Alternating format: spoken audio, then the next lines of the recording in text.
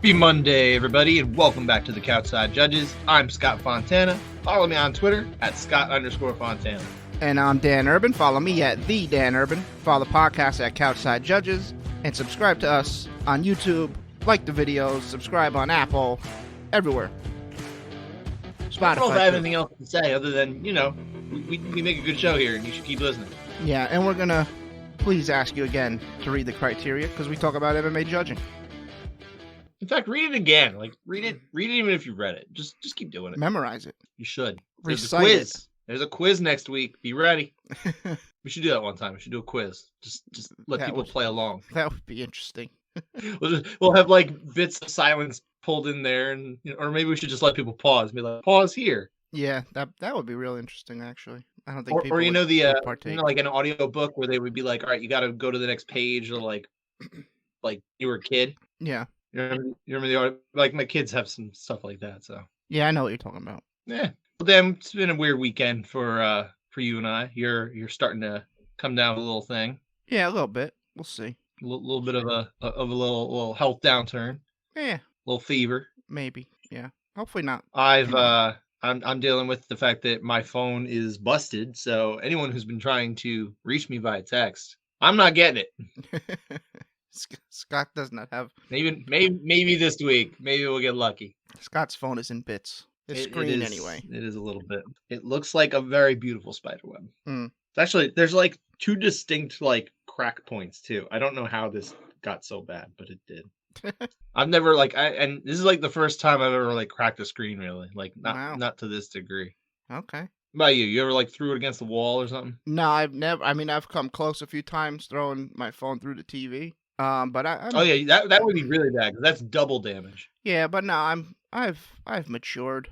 I mean, years ago when I was a kid. I mean, I don't know how many Dreamcast controllers I went through.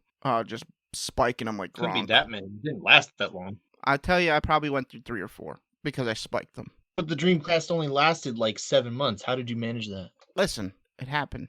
Just bam, slam, right. Lose, bam, slam. It's slam, jam, bam, dipsy doo, dunkaroo.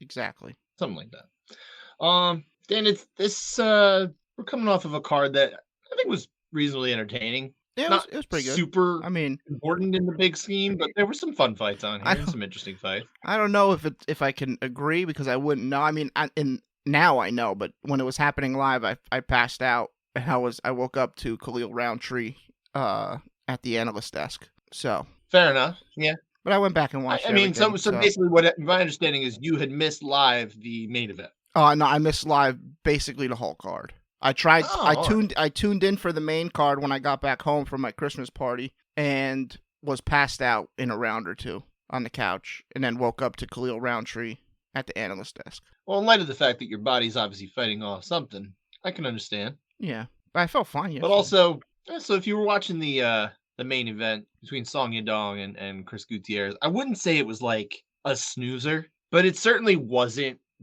It was a very less thrilling bantamweight fight than you'd be expecting from the top guys. Yeah, I mean, if you ask Peter Yan, it was a yawn. Snooze fest. True. So, what are you going to do? I didn't think it was that bad. No, it was fine. It just kind of, I don't know. It was okay, right? I think Gutierrez needed, to step up a little bit. That was the thing. I don't blame Song necessarily. I think what Gutierrez was doing early, it seemed kind of smart to be patient with the kicking game and try to wade in that way. But then it never really escalated to anything. Yeah, he was kind of stuck. Never really got out of that. Song more or less figured out how to manage that and just kind of work the rest of the way. And especially once he was getting the takedowns and hey, free roll for a leg locks that fail. Able to work on the ground a lot. I like when guys roll for leg locks, but it would be good to see guys roll for leg locks more if they're adept at it. But also, maybe they don't look like that when they do it. There was a point in the sport where it was oh wow, the leg lock game may start becoming a thing, and then it died again once someone got punched. I don't think it's ever face, going to just be a thing. I think there's always going to be guys who are very interesting at it. You'll have your Ryan Halls and things like that creep in there. I think and then, there's guys who can obviously pull it off or even threaten with it. I think we saw Paul Craig was doing that a little bit too the other day, a couple Yeah, weeks ago. yeah. But it's only so much. Ilya Taporia killed that. He's like, oh, Paul Harris. There's only so many Paul Harrises. yeah. But here's the question I guess I would have off the main event. I don't think we have to spend too much time on a lot of these fights in general outside of the rounds, but for Song Yadong, it's a good win. It's a nice solid win. Does he fight for the bantamweight title in 2024? Because here's the thing. Let me set it up for you before you answer. Mm. Number one, he is very much a key for them popularity-wise, the UFC in China. Mm. That's number one. Number two, he has a win over the guy who is challenging for the bantamweight title. Mm-hmm. So he's very much still in that mix. He's only lost to Corey Sandhagen. In that fight, he was doing well against Corey Sandhagen, except for the fact that, that massive cut probably should have stopped it earlier. Mm. Yeah. So he's in the mix. He very much belongs in that group. Having said all that, what do you think? I don't think it's in 2024. Okay. Just because there's too many people ahead of him, and I don't see O'Malley wanting to fight that much. Maybe twice. So you're thinking he's going to be like March and then like September? Yeah, so I think Song's got to probably get through Jan. That would probably be the next fight. And then we saw Cejudo is fighting Dvalishvili, right? Yeah, it sounds like that's going to happen. It's like all but booked, I guess. Okay, so the winner of that would be after the winner of O'Malley and Vera. Probably. And I don't know if Sean's going to fight 3 times in a year. It sounds like Aljamain Sterling wants to move up to 45 too. And yeah, so he's going to go out. And then who knows what the deal is with Sandhagen.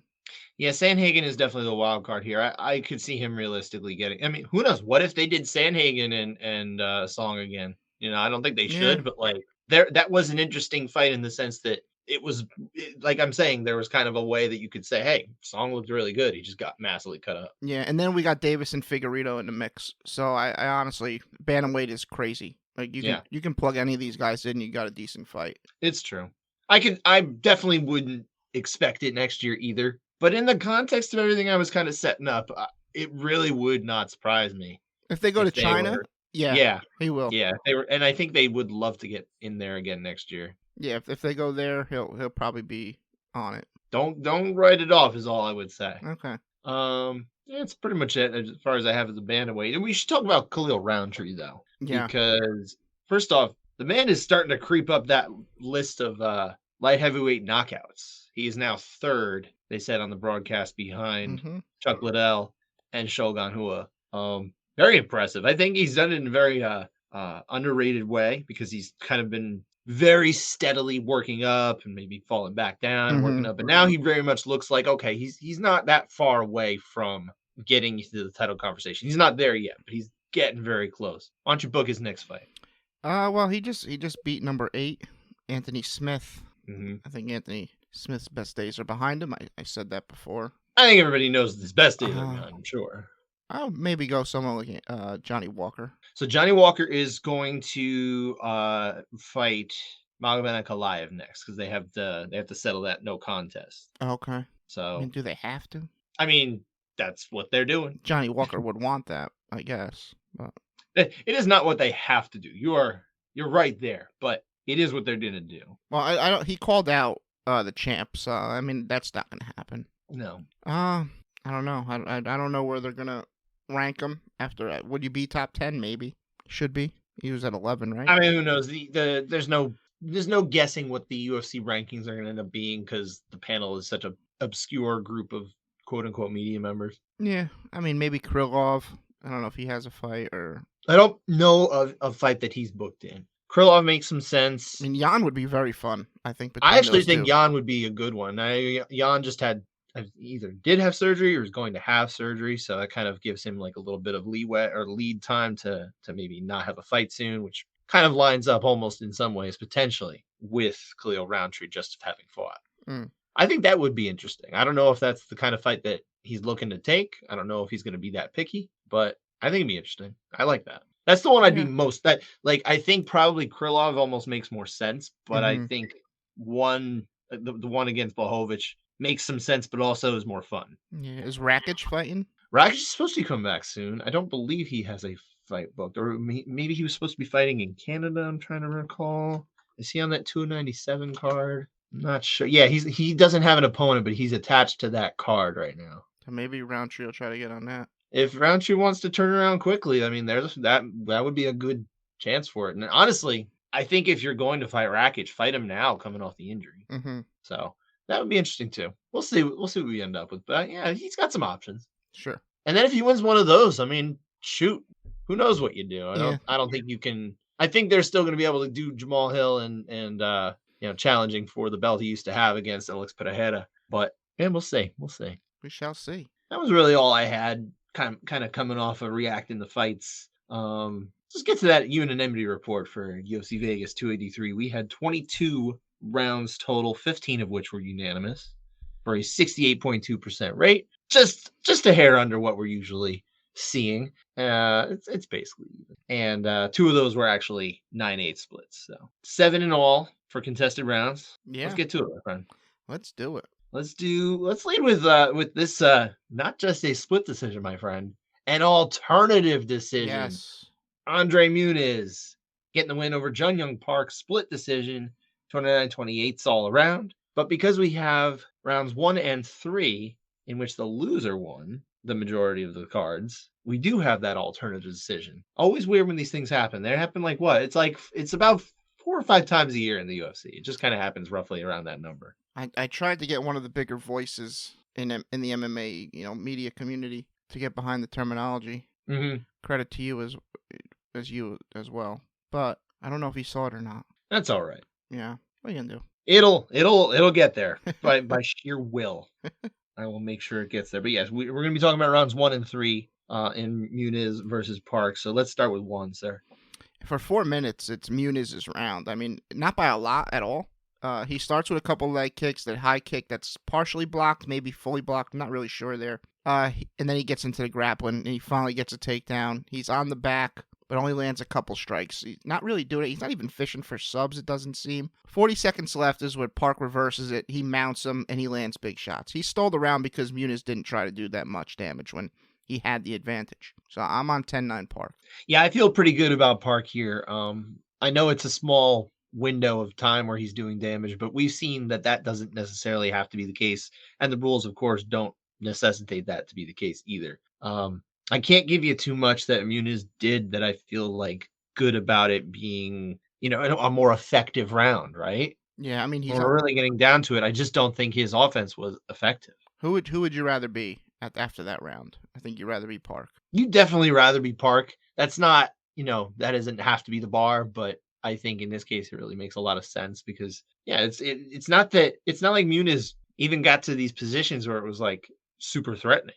Right. I didn't see, he basically just all he had was an accrual of time in control, so to speak. And I don't think that comes remotely close to the fact that those elbows and strikes that Park was landing, they were good. Mm-hmm. They were really good. This was not pitter patter, right? No. He was trying to smash his face. So I'm with you. I definitely like Park in this one. Judges Jacob Montalvo and Tony Weeks agreed with us. Chris Flores saw this one for Muniz. I don't think that's the greatest of scores. Yeah, I mean, I think he could probably defend it though. I'm sure he can. Yeah. I mean, what is your defense? Put yourself in Flores' shoes and just try to hypothetically defend it. Possibly what Laura Sanko was saying in one of the rounds about the diminishment in the grappling sequences of the fighting spirit. Possibly. I mean, you can say he got the dominant positions. He didn't really do much with them. I would push back at that too because that's the pushback is that he's not diminished. He's right. Really not. Yeah, I think we pretty much saw that in the sense that something happens later, and he's very much diminishing the other guy with those right. Yeah, good strikes. I don't. That wouldn't pass muster with me. I would push back at that. Well, you're gonna get pushed. That is the pushback for that. Sure. But I think I think it's the right thing to do, the pushback. I don't love the score. I really don't. Okay. I mean, yeah. I say throw it on the list. All right, put it on the list. Put it on the list, my man. All right. We're going to revisit these pretty soon. We're getting near the end. Yeah. But let's talk about round 3, though, too. This is a little different. Yeah, Muniz gets it on the ground again. He's on the back. He isn't really doing much, but he's having a better round than he did in round 1. He's actually looking for chokes here. He's actually throwing some punches. But when the fight's on the feet, I think Park's landing some good shots. But when it's on the ground again, Park gets on top, lands some good shots. He didn't really get great position, but he had more effective offense with his I guess, advantage, you would maybe say, for lack of a better word. Sure. Or just top position. He did better when he had top position in my eyes, so that's why I went 10-9 for Park. No, I went the other way though. This time I actually did go for Muniz. I thought that the grappling was at least a little more effective. He was, and I don't think he ate the same level of damage in return. Okay. I think this is a perfectly reasonable round to go the other way too, just like you did. This is one where I see both sides. It's perfectly fine. But I did go the other way. I did give this one to Muniz. All right. So I agreed with basically the whole card from Judge Montalvo, and some Flores and Weeks were in the majority. You basically ended up having Tony Weeks' card. Okay. Which awarded the fight to Park. Mm-hmm. It's funny you say that. I was out to dinner last night and I stabbed my finger, and I also had. This is hilarious so far. Wow. I had some blood on my clothes, just like Tony Weeks had blood on his clothes. This is a referee fight. Right. Yeah. No, I saw the picture. Yeah. Were you standing there nice and pleasant and calm, just covered in your own blood? Yes, I asked for a Band-Aid too. Oh, okay.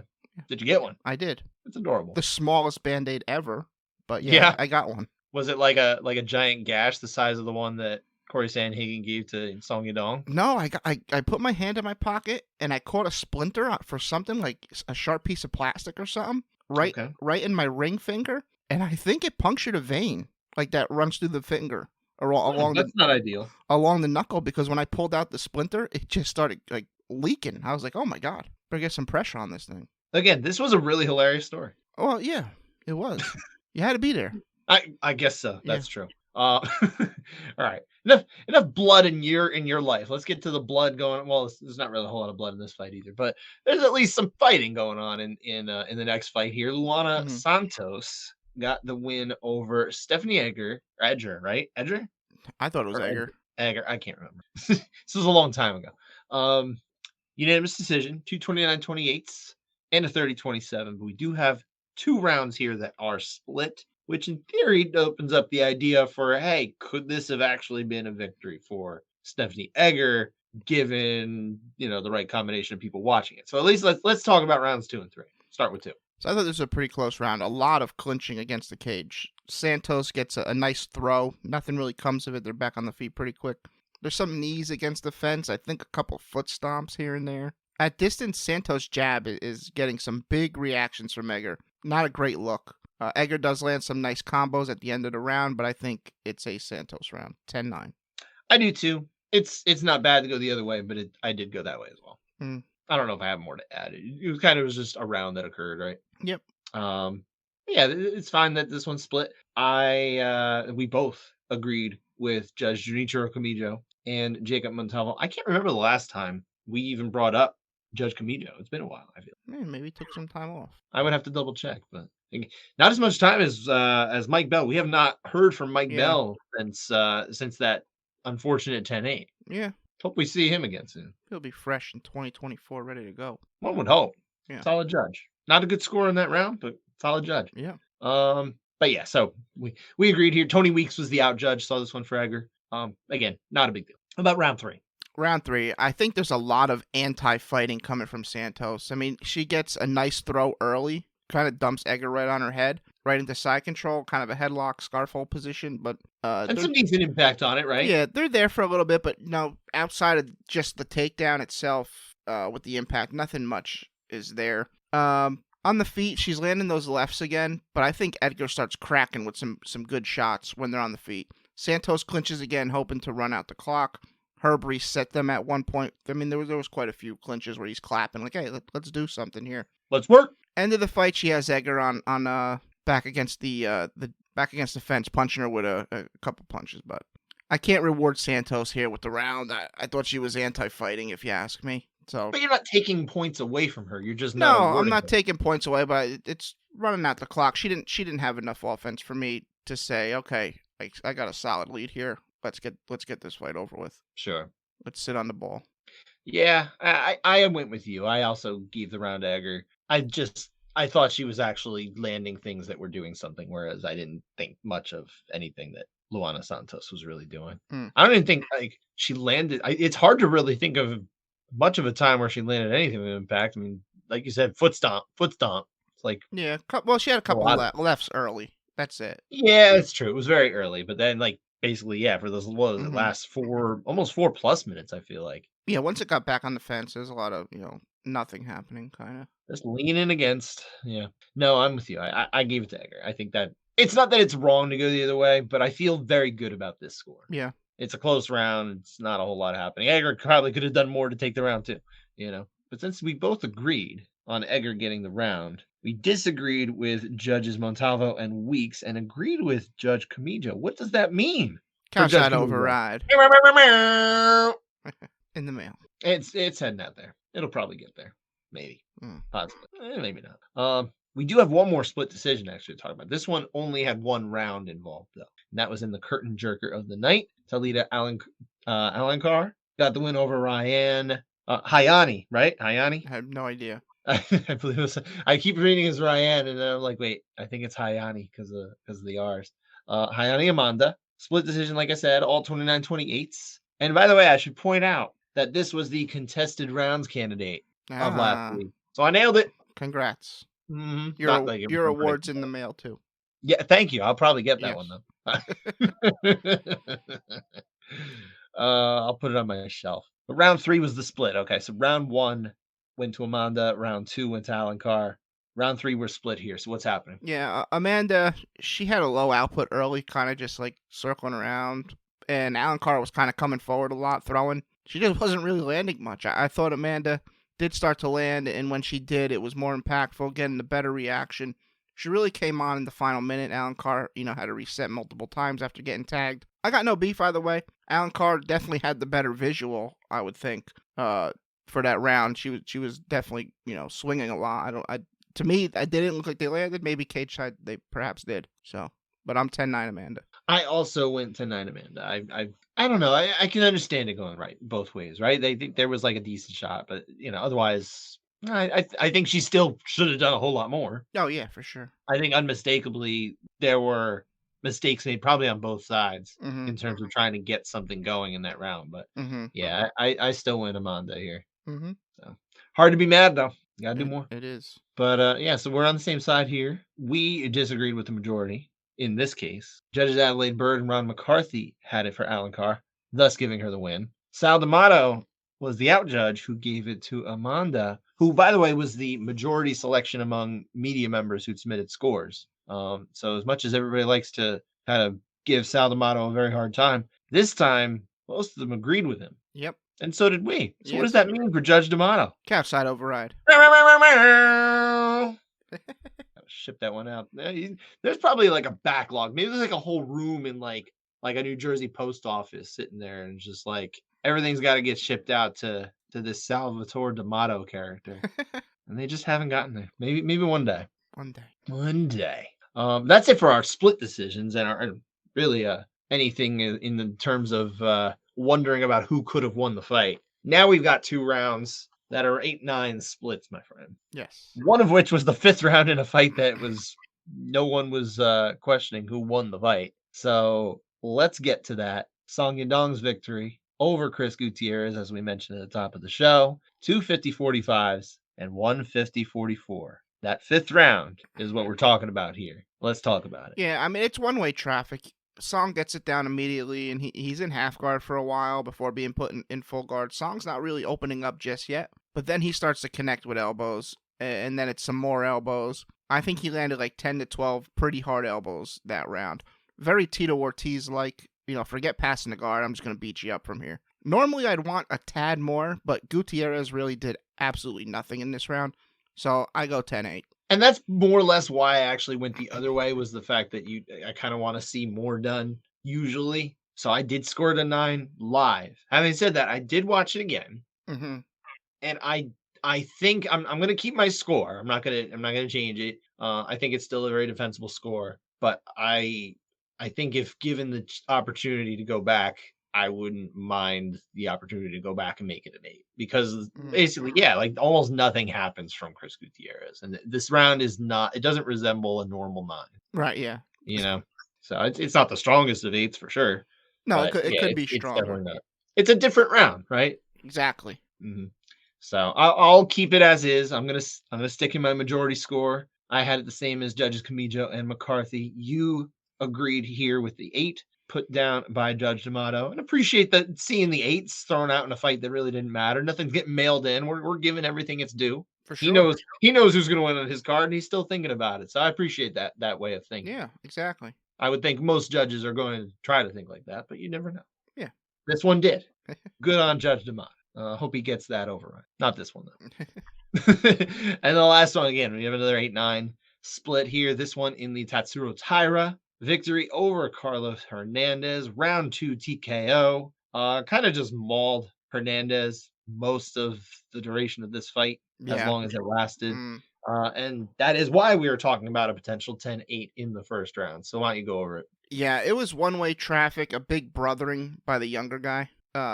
Completely dominant on the ground for a full 3 minutes. A little brothering. A little brothering, yeah.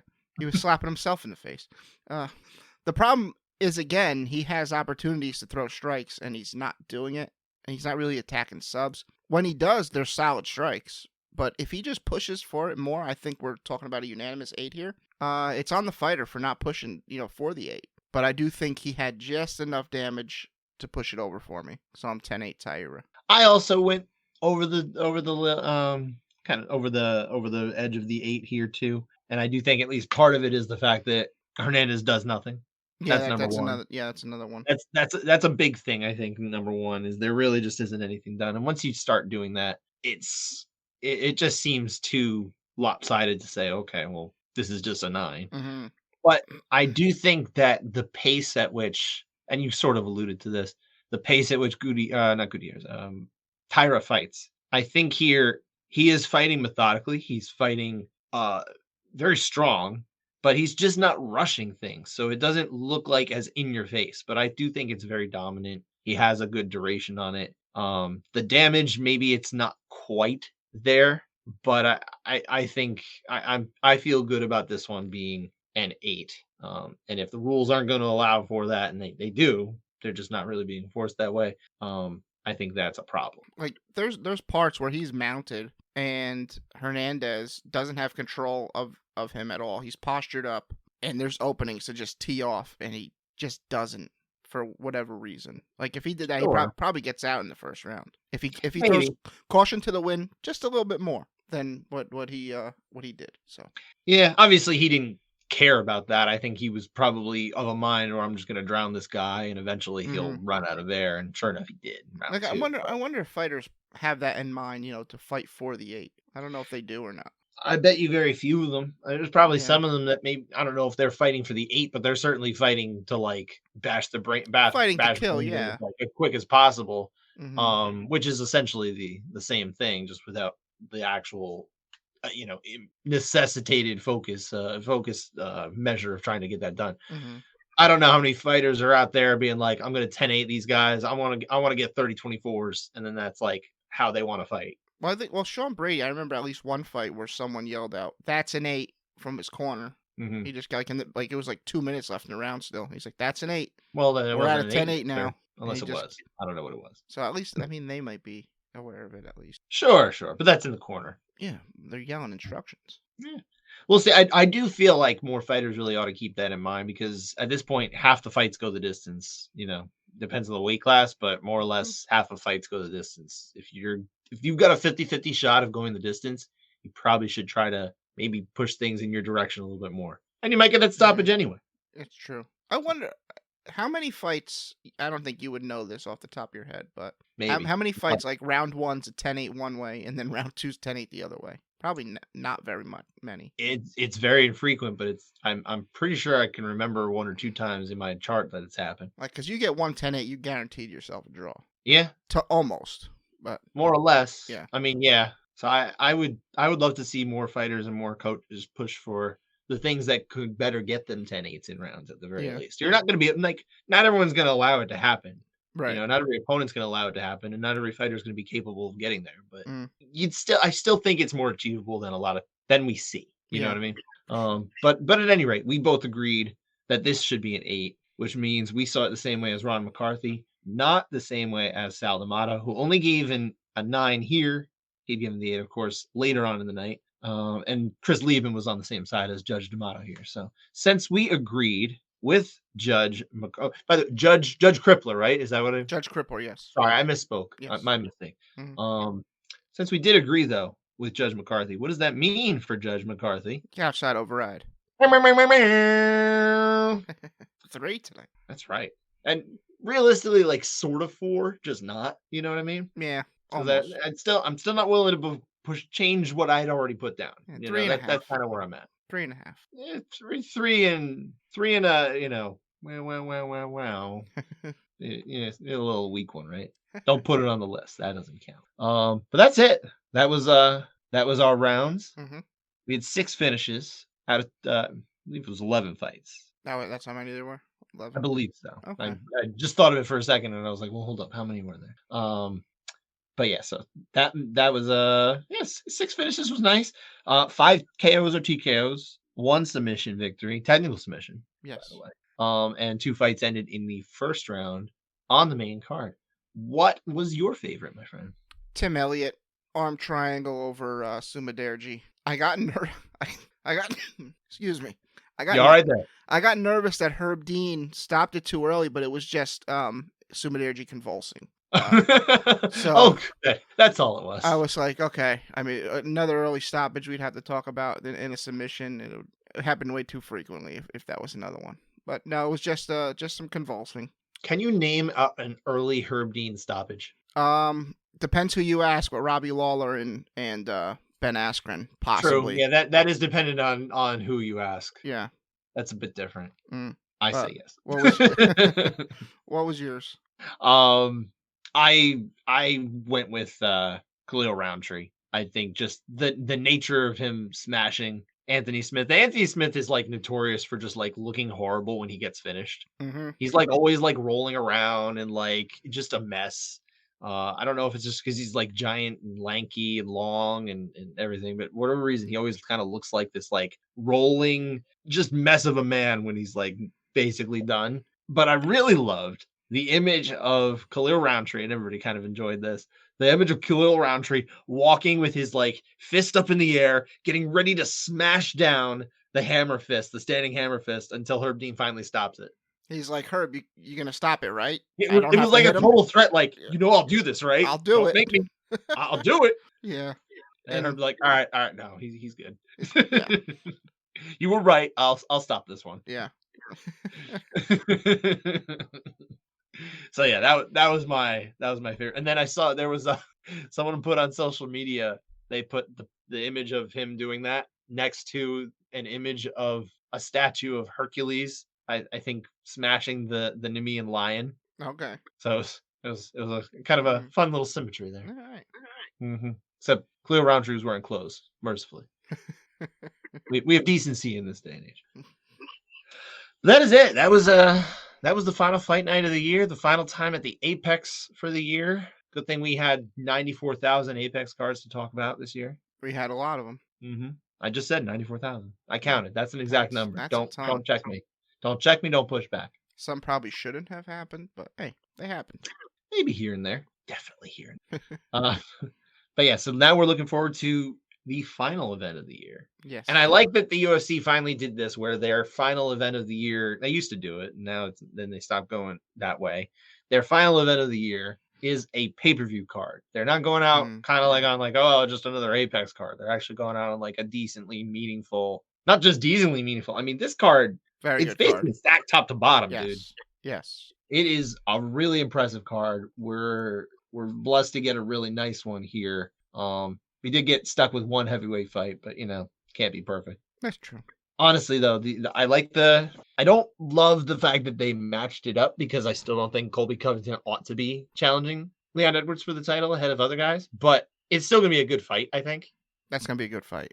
I think that's a really nice fight for the title. I just talked to Edwards the other day, actually, too, and he's made no secret. He also doesn't think it should be Colby next, but he doesn't necessarily seem very impressed with all the other contenders either, which I feel like is just a means of saying, well, I want to go fight up at 85, which he's made clear too. Well, I mean, defend the belt a little bit here. It's not like welterweight has contenders. I mean, one of which could emerge from this event too. I mean, we have another title fight, but the other big fight at 170. I mean, there's really two, but the main one would be Shavkat Rakhmonov against Stephen Wonderboy Thompson. And I mean, Wonderboy is kind of an interesting one here because I don't know that you would think of him as like, if he wins, he's next, because Bilal Muhammad really ought to be next, even no matter what happens probably in this fight. But yeah, Bilal's the replacement in case the emergency fighter. I doubt that he'll be needed. Hopefully not, but he did. Yeah, I mean, nothing against Bilal. You always hope.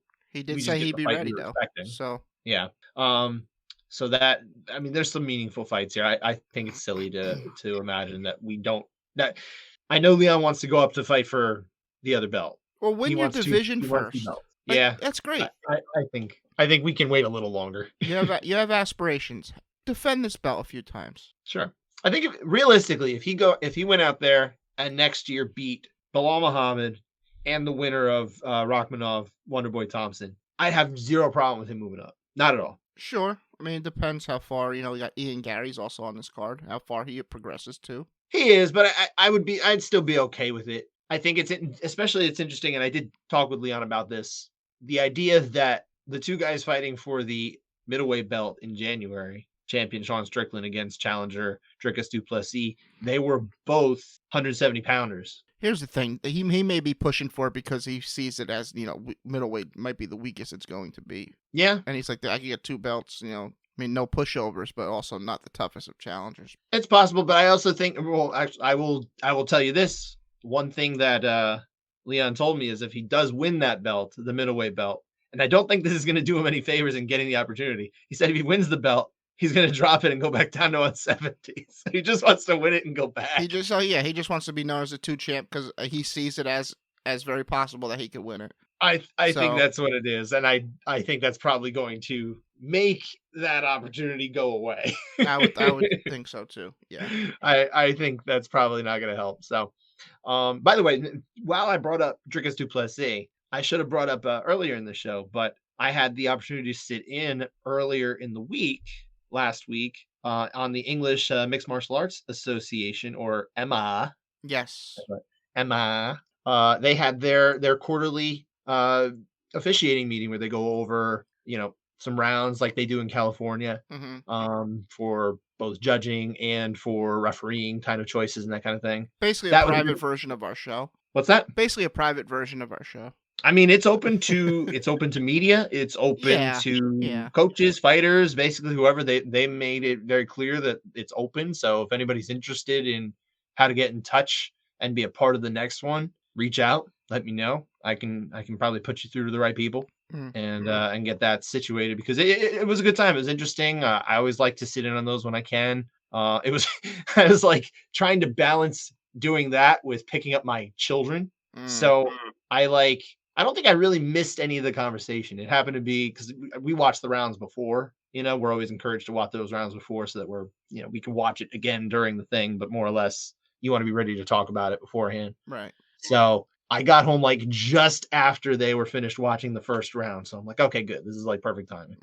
So, but it was a good time, and I enjoyed that. I wish you were able to come too. Yeah, me too. Next time, put it on your damn calendar. I did. I know you sent it to me. It slipped my mind. A likely story. Middle of the afternoon, our time, and I just, oh wow. I know that's true, because they're doing it 7:30 in over in the UK, whereas when California does it, they do it at like 2:30 over where they are, which ends up being like 5. Well, it's actually a little later, but they more or less do it like it would be the afternoon here for the one that takes place later, but it's also later for the one that takes place early. It's just very strange. It messes me up. But I love going to these. It's always a good opportunity. So hopefully if anybody's interested, they could reach out or get in touch with the right people themselves. But anyway, back to 296. Like you said, there is another welterweight fight there. Vincente Luque against E. Machado Gary. I do like that fight too. I mean, that one looks like it's gonna be a lot of fun. Yeah, it's gonna be a good time. Then there's Paddy Pimblett and Tony Ferguson. Oh wait, what do you got? I'm sorry, I think that's the fight that could launch Ian Gary to be like, okay, this is kind of a big step up for him. I mean, I think in a lot of ways the last fight did, but also there's all this going on about Ian Gary and how he was asked not to come back to train with Leon Edwards. I think a lot of people are turned off by the cameras and everything that kind of come along with him now. It's like it's a little bit more of a circus than a lot of gyms are kind of interested in dealing with, it sounds like. Imagine that happened with Connor. Yeah, well, yeah, Connor's in a little bit of a different spot though, isn't he? Yeah, I mean, What's with these Irish guys, huh? They love cameras. Gary's trying very hard to be the next McGregor. He is, and I mean, not for nothing, he's looked very good. He's made improvements along the way. I was big on him right from the first time I saw him at the Garden when I was there a couple years ago. So the fact that he has come to this point makes me feel like, hey, maybe I do have an eye for talent sometimes. But yeah, I mean, this is a tough fight. It's a very tough fight. Luke A is getting a little older though. Yeah. Speaking of getting older though, like I was bringing up before, Tony Ferguson going against Paddy Pimblett. This is another, old calf, old bull versus the young calf, right? Well, I might watch that tonight now that you should. But Step Brothers, if you don't know. I am very curious to see how this David Coggins Hell Week Tony Ferguson fight camp paid off, because I don't see it paying off. I actually think Paddy Pimblett wins this one, and it might get ugly, unfortunately, for Tony Ferguson. I'm very torn here because so much of the opinions of everybody that came out like when this was announced. And first off, I don't like the booking. I don't think it's a great one. I think you could have done a lot better things with both of these men, to be perfectly honest. But I'm still not sitting there saying, as much as I think he's kind of trying to be fed to the wolves, I don't know that that's actually what's going to happen. I don't know. Something about it, it feels like Tony's not done. And I think that this is a vulnerable opponent. Okay. But if he can't get it down, or I mean, if he gets it down, if Paddy's able to get it down into his world and be able to work down there a little better, I could really see it being maybe not ugly. I think it'd probably be just a quick finish or something like that, Well, he might, Paddy wants to be exciting, so he may come out just throwing hands. So, and there's a chance there for Ferguson then. And hey, not for nothing, maybe we'll see an Imanari roll. He's one of the guys. Hey, I would, you know what? If Tony wins by heel hook off of Imanari roll, that'll be my favorite finish. I think you probably have to. But before we get too far deeper in the card, we kind of glossed over Pantoja versus Royval. Oh my goodness, how did we miss that? Because that's the fight that I'm actually most interested in. Bonus for Royval. I think that's the best fight. Raw Dog Royval. No matter how long this lasts, whether it's the same thing, Royval exposes his back as he tends to do because he overswings and gets choked again. Mm-hmm. But for however long it lasts, no matter which way it goes, I think this is going to be a crazy fight. Well, I talked to Royval a couple weeks ago, or just about a week and a half ago. There's a whole interview up. You can watch it on NY Post. He did talk about that. He talked about kind of what went wrong there. And he was saying to me too? He said that because obviously he lost by rear naked choke. He's like, what's this guy going to do? Rear naked choke me? Like going into it, he thought so much of his own grappling, and basically, yes, his own hubris kind of did him in, and he admits that. I imagine he's going to be a little bit smarter and a little bit more humble. I think he has fought smarter since then. He definitely thinks he has fought smarter since then. So it'd be interesting to see what the balance is between, Raw Dog Royval and Brandon Royval, a little more patient killer. I don't know if he has that in him. He's shown a little bit of it. I think he can do it. Yeah. I don't know that it's going to be enough to beat Pantoja. I have no idea. I do think this fight's going to be very competitive. I don't know who would win it, to be honest. I want to say Royval is on my team. He should be. I would think so by now. So I will be. I'm pulling for him. I think I was his first fan. I wanted to get that kid a bonus. Maybe in the UFC, yeah. Yeah, I hope he got that bonus. I hope he gets a bonus every time he fights. Bonus for Royval. I put him on. I put you on him too with some of those clips, right? From when he was at LFA. But I mean, Pantoja is very good. He already has a win over him, as we mentioned. Yeah, I think it's going to be a great fight. Fight of the night. That's my prediction for fight of the night. I think that's a fair guess, especially the fact that it's one of the title fights. Something like that'll probably be in the mix a little better than some of the other ones. I mean, like I said, we could probably name like basically every fight here except for the heavyweight fight. Yeah. But I mean, I liked Josh Emmett and Bryce. Well, I know you like Bryce Mitchell. I do like Bryce Mitchell, yeah. I like Josh Emmett too. He always comes to fight, so he does. I like him. I'm curious to see what comes out of that. Randy Brown, Muslim Salikov. That's I think the opener of the whole card. Okay, that's a good one. Randy Brown is very tall. The opener of the card, my goodness. I am over him standing up in front of me at the UBS Arena. I'm over that. Good. So, but Brian Kelleher still around, man. I remember watching him fight in Menin Arena in Morristown. Now he's still fighting in UFC, and that was years ago. So a long time ago for sure. Cody Garbrandt being the opponent here, I like that matchup. It actually makes a lot of sense. Yeah, Cody's been out a while, or has he fought? I don't even recall. Well, Cody's been out a little bit, but this is Brian Kelleher's first fight after, I believe, neck surgery. Oh wow! I didn't know he had neck surgery. I'm pretty sure that's what he did. So okay. Yeah, that's why we haven't seen him for a little while either. All right, did not know that. So I'm not sure what we will see, what version of Brian Kelleher we're gonna see. But yeah, it's top to bottom bangers. Yeah.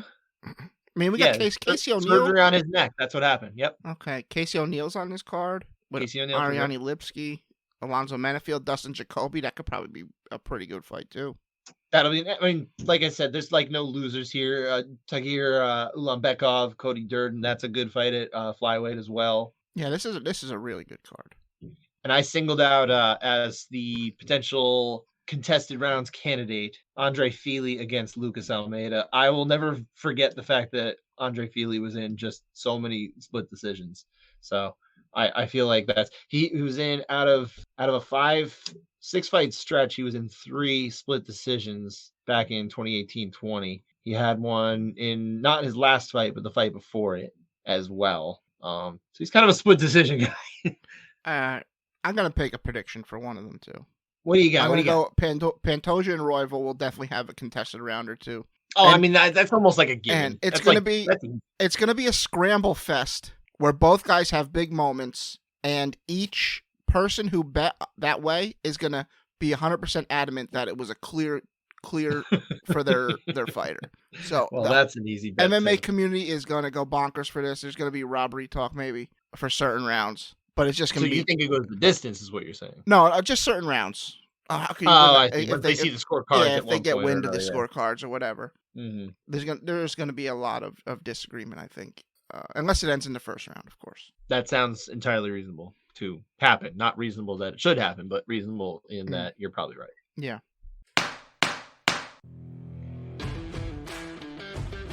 All right, that does it for this episode. We'll be back again next Monday. Hopefully I am over whatever this bug is, and we can and be hopefully back I have a phone that doesn't look like a spider web. I actually also hope I'm over this by Saturday because we're supposed to watch fights together, which we don't get to do often. That's right. You and I are. I got the weekend off, and I wasn't able to go away like we were hoping to do, my family. So yeah, I'm around to watch fights.